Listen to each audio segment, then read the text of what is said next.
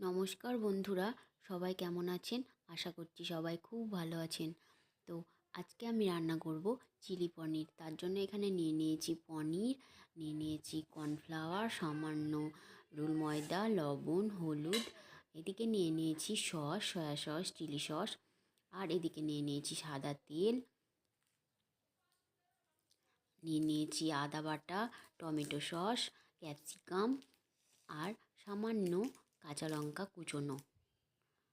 তো আমি এবার পনিরটাকে ম্যারিনেট করে নেব। তার জন্য এখানে পনিরটা নিয়ে নিলাম, দিয়ে দিচ্ছি ওর মধ্যে কর্নফ্লাওয়ার, আর দিয়ে দেব সামান্য রুল ময়দা, আর দিয়ে দেব তার সাথে সামান্য পরিমাণে লবণ। তো এবার অল্প অল্প জল দিয়ে আমি পনিরটাকে কোটিং করে নেব, ম্যারিনেট করে নেব।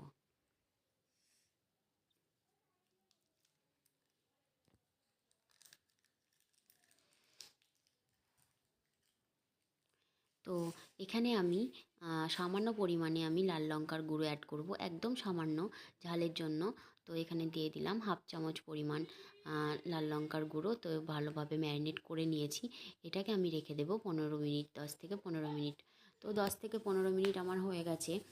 এদিকে কড়াই বসিয়ে দিলাম, আর কড়াইয়ের মধ্যে দিয়ে দিলাম বেশ খানিকটা পরিমাণ সাদা তেল। আর সাদা তেলটা গরমও হয়ে গেছে। এরপরে আমি পনিরগুলো একে একে কড়াইয়ের মধ্যে দিয়ে দেবো। তো সমস্ত পনিরগুলো আমি কড়াইয়ের মধ্যে দিয়ে দিয়েছি। এবার উল্টে দেব, উল্টে পাল্টে আমি ব্রাউন কালার করে ভেজে নেব পনিরগুলো। তো রান্নার ভিডিওটা স্কিপ না করে পুরো ভিডিওটা দেখতে থাকুন, আশা করছি আপনাদের ভালো লাগবে। তো এদিকে হয়ে গেছে পনিরগুলো ভাজা। পনিরগুলো আমি তুলে নেব। খুব সুন্দর হয়েছে ভাজা। এবার পনিরগুলো তুলে নেব। তুলে নিয়েছি পনিরগুলো, একইভাবে বাকি পনিরগুলোও ভেজে নেব। বাচ্চা এবং বড় সবার কিন্তু এই পনির প্রচণ্ড পছন্দের। তো তোমরা এইভাবেও পনির পকোড়া বানিয়ে খেতে পারো, প্রচণ্ড ভালো হয় খেতে। আর বাচ্চারা তো প্রচণ্ড পছন্দও করবে। তো হয়ে গেছে, এই পনিরগুলো উল্টে পাল্টে দিলাম। তো খুব সুন্দর হয়েছে দেখতে। তো এবার হচ্ছে বাকি পনিরগুলো আমি তুলে নেব। এরপরে তেল কমিয়ে নিয়েছি, সামান্য পরিমাণ তেল আছে, ওর মধ্যে দিয়ে দেব কাঁচা লঙ্কা কুচোনো, আর দিয়ে দেব ক্যাপসিকাম। তো এবার একটু ক্যাপসিকামগুলো নাড়াচাড়া করে নেব। হয়ে গেছে, বেশ কিছুক্ষণ নাড়াচাড়া করে নিয়েছি। এরপরে আমি যে আদা বাটাটা রেখেছিলাম, তো সেই আদা বাটাটা দিয়ে দেবো। যেহেতু এখানে পেঁয়াজ রসুন কিছুই দিচ্ছি না, তো সেই জন্য আদা বাটা দিয়েছি। তো আদা বাটাটার সাথে ক্যাপসিকামগুলো একটু নাড়াচাড়া করে নেব।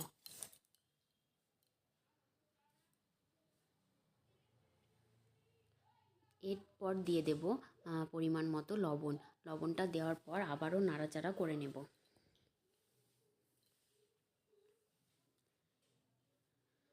হয়ে গেছে নাড়াচাড়া করা। এরপর আমি একই সাথে জলে গুলে রেখেছিলাম টমেটো সস, চিলি সস, আর হচ্ছে সয়া সস। তো সেটা দিয়ে দিলাম। তো সেটা দেওয়ার পর আবারও কিছুক্ষণ নাড়াচাড়া করে নেব। হয়ে গেছে, ভালো মতো ফুটেও গেছে।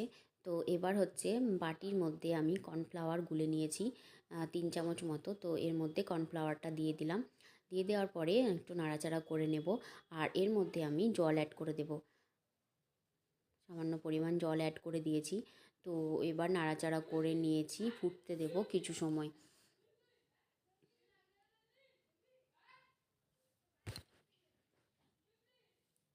তো নাড়াচাড়া করা হয়ে গেছে।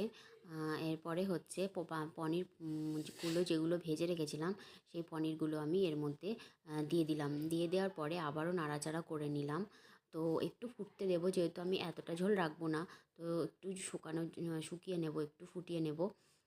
তো ফুটে গেছে ভালো মতো। তো একটু গ্রেভি রাখবো। তো তার জন্য আমি এই অবস্থাতে গ্যাসের ফ্লেমটা অফ করে দেবো। রেডি আমার চিলি পনির। ভালো লাগলে অবশ্যই কমেন্ট করে